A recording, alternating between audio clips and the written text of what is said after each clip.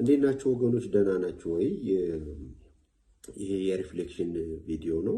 ዝም ብሎ ባለንበት ሁኔታ ላይ ካለንበት ሁኔታ በመነሳት አንዳንድ ጊዜ ሪፍሌክሽኖች፣ ቲዮሎጂካል ሪፍሌክሽኖች ለመስራት ሞከርኩ እንዳለ ታውቃላችሁ እና ከዛ ውስጥ እንደ አንዱ ወይንም ወሰዱ ዛሬ ልናገር የምፈልገው በተለይ በእኛ ዘመን 21st ሴንቸሪ ላይ ቲዮሎጂ ሪኮንስትራክት መደረግ አለበት። ይሄ እንግዲህ ተርሚኖሎጂዎች ወይም የቃላቶች ጨዋታ ይመስላል። አንዳንድ ጊዜ ሪኮንስትራክተርን ሪዲፋይን እንደዚህ ይባላል። ኮንስትራክት ነበረ ወይ እሱን ነው ወይ ሪኮንስትራክት የምናደርገው የሚሉ እንትኖች አሉ። ለማለት የተፈለገው ዝም ብሎ እነዚህ ቲዮሎጂካል ተርሚኖሎጂዎች ጃንክ የሆኑ ነገሮች ለመጣል ሳይሆን የሚሰራ ማድረግ አለብን። ቲዮሎጂ ኢዝ አፍተር ኦል ፕራክቲካብል። ቲዮሎጂ የቤተ ክርስቲያን ነው። ቲዮሎጂ የቅዱሳን ነው። ቅዱሳን እግዚአብሔር የሰጣቸውን ሕይወት የሚለማመዱበት፣ እግዚአብሔር የሚላቸውን የሚታዘዙበት፣ እግዚአብሔር ተስፋ አድርጎ የተናገራቸውን የሚጠብቁበትን ልብ ለማዘጋጀት የሚሰራ ነው። ስነ መለኮት እንደዛ ነው መተርጎም ያለበት። ስነ መለኮት ስኖት አባውት የሆነ ትምህርትን አጥብቆ ኮሬክት የመሆን ያለመሆን ብቻ አይደለም።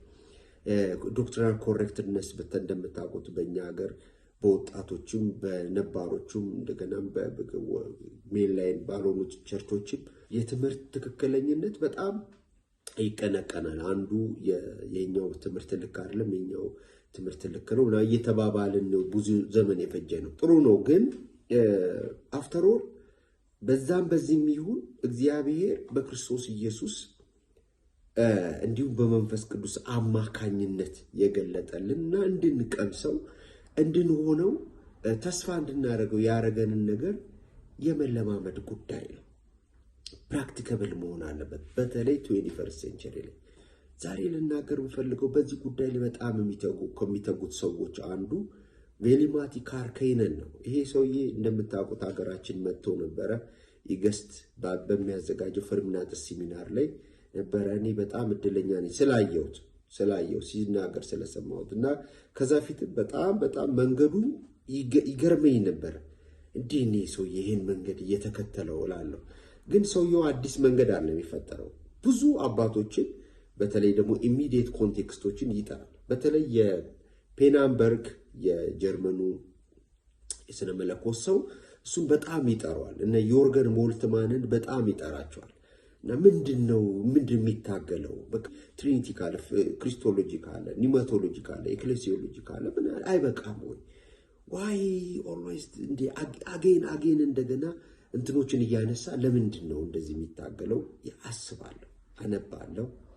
እግዚአብሔር ረድቶኝ የሱ ስራዎች ብዙዎቹ አሉ። ኦልሞስት ሁሉም አሉ ማለት ይችላል። ለአለኝ ለማለት አይደለም። ምንድነው ትግሉ እላለሁ። ምክንያቱም ነገሮች እየጣሙ አይደለም። እንግዲህ ይሄንን ያው እንደ ወንድም ነው የምነግራችሁ። ክርስትናችን እየጣመ አይደለም። ድል አይነሳም። ድል እየነሳ አይደለም። አንደኛ በገዛ ህይወታችን በግል ህይወታችንም ቢሆን እንዲሁ እንደምንፎክረው አደባባይ ላይ እንደምንናገረው አይደለም። ድል ያልነሱ ነገሮች አሉ። ምስክርነታችን ለራሳችን ናቸው። እንዲህ ኩርማን እንጀራ ናቸው። በቃ እዛው ለራሳችን ምናምን እኛው ራሳችን ነው ምንጠብባቸው፣ እኛው ራሳችን ነው ምንስቅባቸው፣ እኛው ራሳችን ነው የስ ምናምን ምንለው እንጂ ድል አይነሱም። ለሌላው እንትን አይደሉም። የሆነ ሰው ሪሊኮ ኢንካውንተር አድርጎም ሊሆን ይችላል ሲመሰክር እና ይሄ ምን ማለት ነው ምናምን ልል ይችላለሁ። የሰውየው እኮ ውሸት ስለተናገረ ምናምን አለ ወይም እውነትም ስለተናገረ ምናምን አይደለም።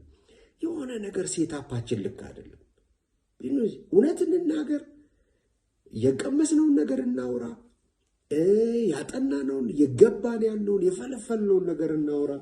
ስቲል ዊ አር ኖት ኦኬ ማለት ሌላው በእናንተ ብዙም አይደነቅም ማለት ነው። እንደውም አንዳንድ ጊዜ ለክስና ለጸብ የሚዳረጉ ምስክርነቶችን እየሰማን ነው፣ ወይም ኢንካውንተሮችን እየሰማን ነው። ኤኒዌይ 21st ሴንቸሪ ባህሪው እንደዚህ ነው ማለት ፕሉራሊዝም አለ። ወቅ ይህ ብዝሃነትን አለመቀበል አይቻልም። የብዝሃነት የአንደርስታንዲንግ የማይንድ እንደገናም የአስተዳደግ የካልቸር ነገሮችን ፐርሲቭ የምናደርግበት ልዩነት ይታወቃል። ይህንን ነገር ናቹራል እንደሆነ በጣም መቀበል መቻል አለበት። በተለይ ወደ እምነት ቤት ስንመጣ ዲፍረንት ፐርስፔክቲቭ አለ። እንደ መልካችን እንደየ ባክግራውንዳችን ዲፍረንት የሆነ ፐርስፔክቲቭ አለን።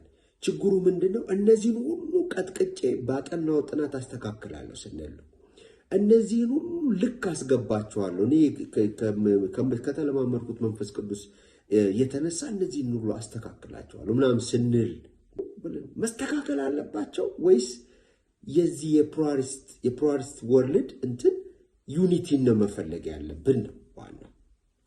እኔ በዚህ ሐሳብ ካልሆነ የፈለገ ፐርፌክት ክሪስቶሎጂ የኔ ክሪስቶሎጂ ከመጽሐፍ ቅዱስ ነው የተነሳው፣ አንተ ከጉባኤ ነው የተነሳው፣ አንተ ከፍልስፍና ነው፣ አንተ ምናምን በምንላቸው ነገሮችን ኮሬክት ማድረግ አንችልም። and believing community መስራት አንችልም። for that matter believing community መስራት አንችልም። እነዚህ ሰዎች ለምንድን ነው እንደዚህ አይነት ፕሉራሊስት ነገር አስጨንቋቸው ዩኒቲውን መፈለግ አለብን? ካቶሊክ ሆነ ኦርቶዶክስ ሆነ and ፕሮቴስታንት ሆነ whatever ፕሮቴስታንቱስ ማለት አይነት ፕሉራሊስቲክ ነገሮች አሉ። ሉትራን ሆነ አንግሊካን ሆነ ፍሪ ቸርቾች እነዚህ ባፕቲስት ምናምን የሚባሉትም ሆነ ፔንቴኮስታልም ትራዲሽንም ሆነ ካሪዝማቲኮችም እነዚህም ብዙ ነገሮች አሉ። የነዚህ ሁሉ ትራዲሽኖች ዩኒቲ ምንድነው ማለት አንድ እንደ ፋብሪካ ዕቃ ተጨፍልቀን አንድ አይደለም። ምንድነው? በክርስትና ስም ትሪኒቴሪያን እስከሆኑ ድረስ ስላሴያዊ እስከሆኑ ድረስ የኢየሱስ ክርስቶስን የማዳን ሥራ እስካልካዱ ድረስ የመንፈስ ቅዱስ አዲስ ሕይወት መስጠትን እስካልካዱ ድረስ why don't we talk ዲያሎግ ለምን አናደርግ? አይኖ አንዳንዶቻችን በተለይ ፕሮቴስታንት ውስጥ እምነታችን ድምቅ የሚለው እና አይ ዶንት ኖ ለህሊናችንም ይሁን አላቅም ለልቦናችን ምን እንደምናሳምነው አላቅም ከሌላውም የተለየንበትን ነገር ስናጎላ ነው። ይሄ የሞደርን ታይም ስታይል ነው እና ሞደርን ታይም ዩኒቲውን የመሰረተው ሴንትራል በሆኑ የእምነት ኮሮች ምናምን በእንደዚህ አይነት ነው እና ከኛ ውጪ ወደ ውጪ እንላለን። ፖስት ሞደርን ላይ ወደ ውጪ ብትለው ያንተ ወደ ውጪ አልከኝ አላልከኝ it ማተር ፎር በራሴ መሄድ ይችላል። ይሄ በእምነት ቤት ውስጥ ታያላችሁ። ሰው ከቤተ ክርስቲያን ውስጥ በዲሲፕሊን እንኳን ሲታገድ ምንም እናገባኝ ምን ታመጣልኛለህ ብሎ ሌላ ማህበር ላይ ጆይን ያደርጋል። ለዚህ ብዙም እንትን አይደለም ያንተ ካንተን ጋራ በእንትን ተስማምቼ አይደለም።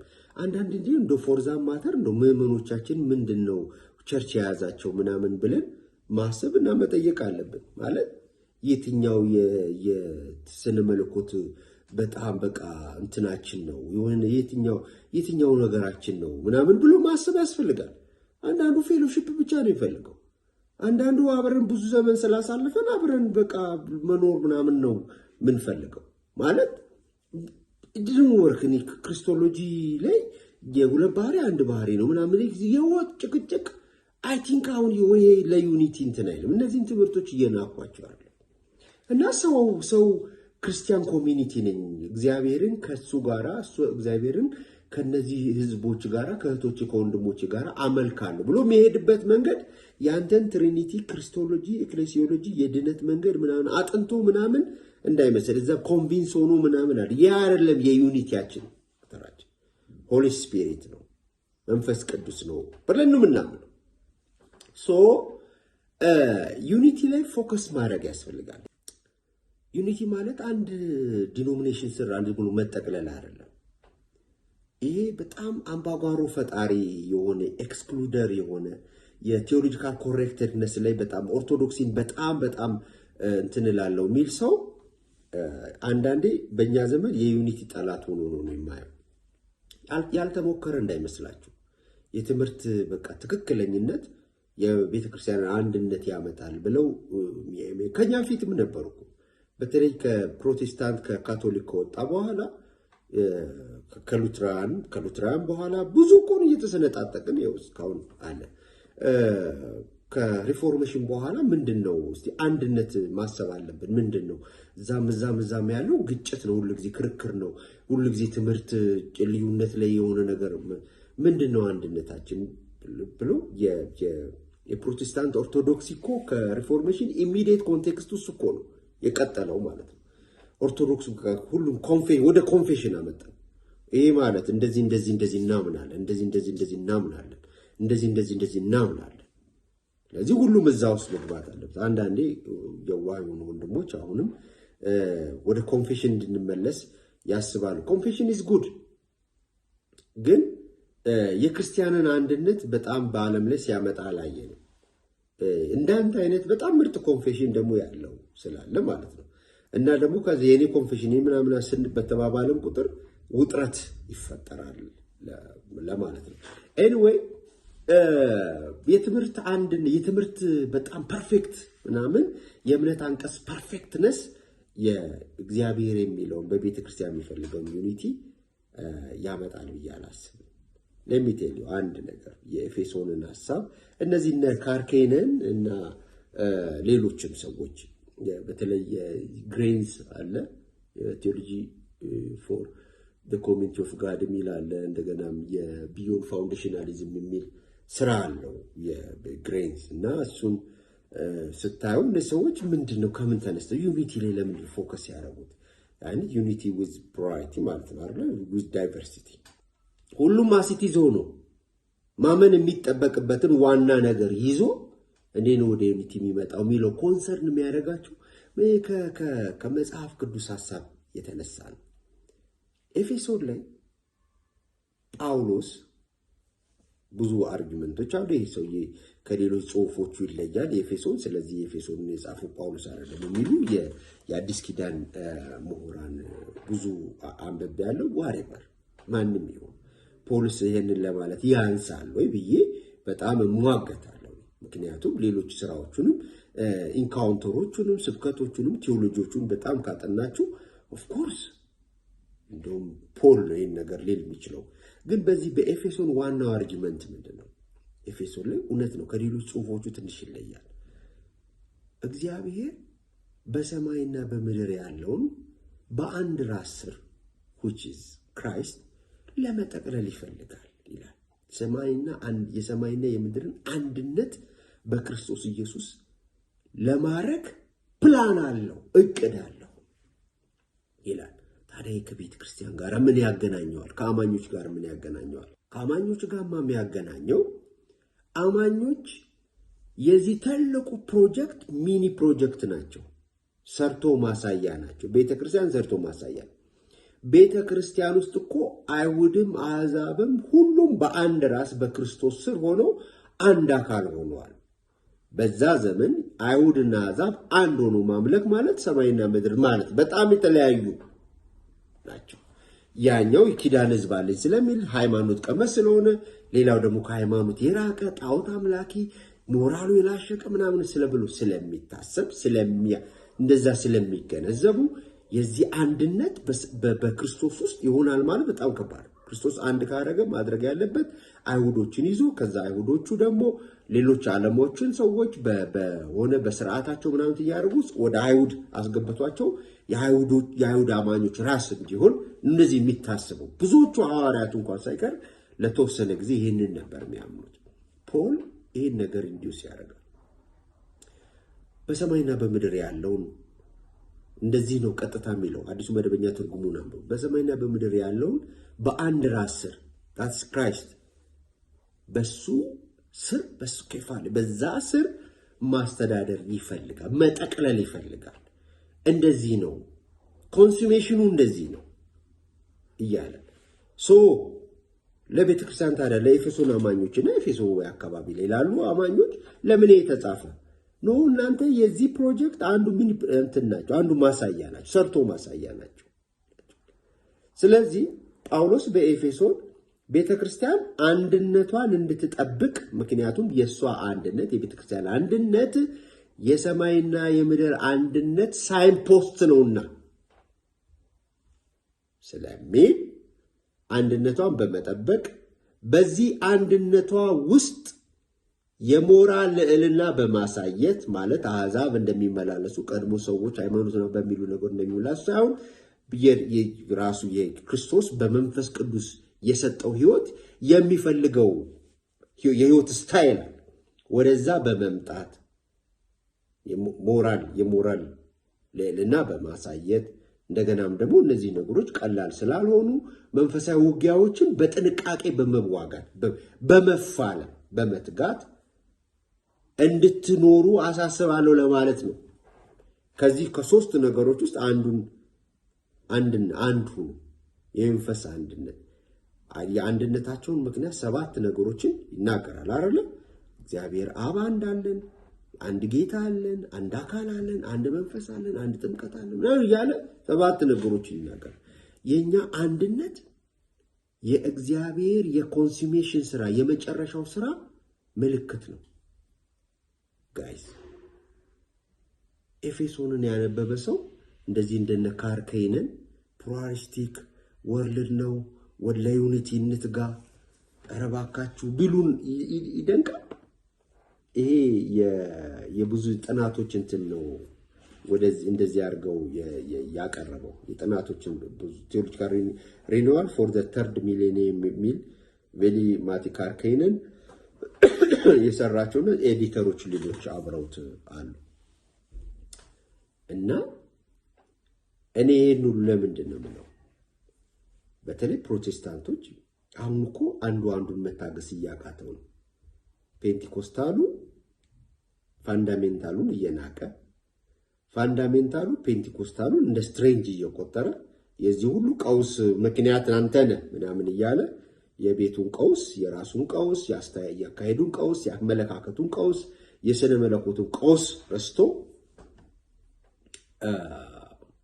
እንደገናም ደግሞ ሌላ አዲሶቹ አሮጌዎቹን ሜን ላይኖች እንደዚህ ምንድነው ይሄ የኢመርጂንግ ቸርችስ የሚባሉት በየቦታው የሚፈለፈሉት ደግሞ ነባሮቹን በመናቅ ስታግናንት ሆናል በማለት ስታግናንት ምናምን የሚባሉት እነዚህ ነባሮቹ ሜን ላይኖቹም ደግሞ ሌሎቹ በመናቅ አደረጃጀት የላችሁ ምንድነው ምናምን በማለት እንዲሁ አወኩሽና ኩሽ ምናምን ስንባባል የእግዚአብሔርን ዓላማ እየዘነጋን ነው። እስቲ አንድ የምንሆንበትን ነገር እናስብ። ቴዎሎጂዎችን እናስብ።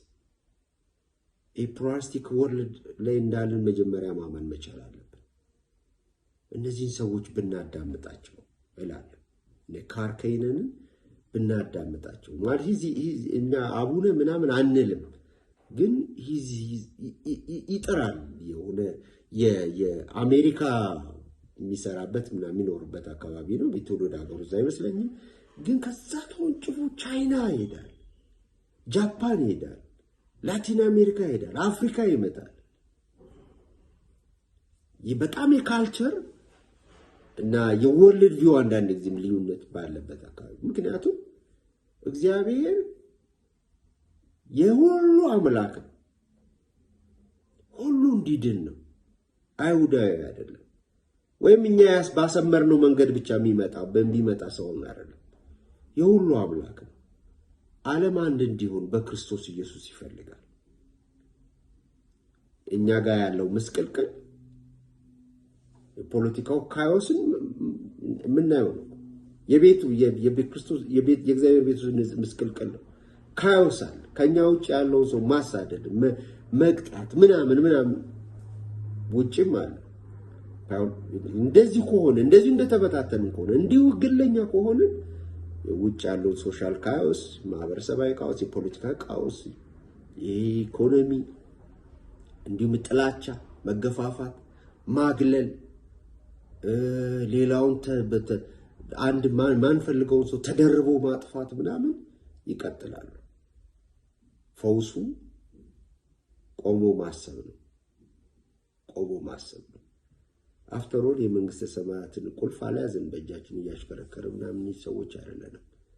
ለሁሉ የሰጠውን ክርስቶስ ከሰማይ የወረደ እንጀራ ሳክራመንት ቁርባን እሱን በመብላት እስቲ ከልባችን ጋር ቀስ እያለን ብንወያይ ለማለት ነው። ይህን እንደ ሐሳብ አቅርቤያለሁ። ጌታ ይባርካችሁ።